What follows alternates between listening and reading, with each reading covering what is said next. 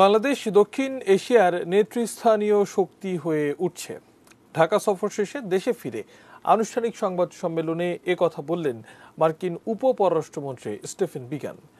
বেগম খালেদা জিয়ার সাবেক deputy press সেক্রেটারির বাংলাদেশের রাজনৈতিক পরিস্থিতি নিয়ে প্রশ্নের জবাবে স্টিফেন বিগান বলেন, বাংলাদেশ গণতন্ত্রের পথেই হাঁটছে।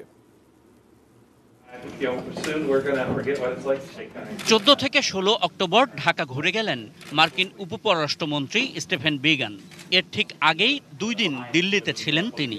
এই 2 দেশ সফর নিয়ে মঙ্গলবার মার্কিন স্টেট ডিপার্টমেন্টের আনুষ্ঠানিক সংবাদ সম্মেলন।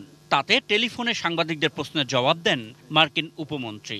Thank you, sir. Our next live question comes from Mushfiqul Fazal from Begum Khaleda Zia প্রধানমন্ত্রী থাকাকালে তার ডেপুটি প্রেস সেক্রেটারির দায়িত্ব পালন করা এক সংবাদকর্মী এই টেলিকনফারেন্সে যুক্ত হয়ে বাংলাদেশের গণতন্ত্র ও মত প্রকাশের স্বাধীনতা নিয়ে নেতিবাচক নানান মন্তব্য করে প্রশ্ন ছোড়েন বাংলাদেশের গণতন্ত্র নিয়ে যুক্তরাষ্ট্র কি ভাবছে।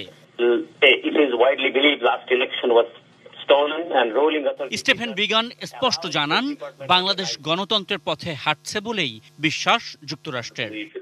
United States view that Bangladesh's future lies in the path to democracy.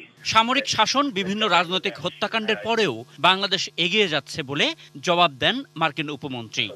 To advance towards democracy through 50 years of independence, through military dictatorships, through coups, still the goal of perfecting. Stephen began বলেন, দক্ষিণ এশিয়ায় বাংলাদেশ গুরুত্বপূর্ণ শক্তি হয়ে উঠছে। What distinguishes Bangladesh as a leader in South Asia has been Bangladesh's constant efforts.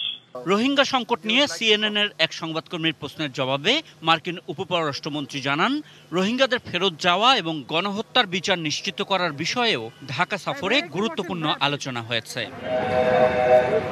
Ashikur Rahman Apu, ATN news.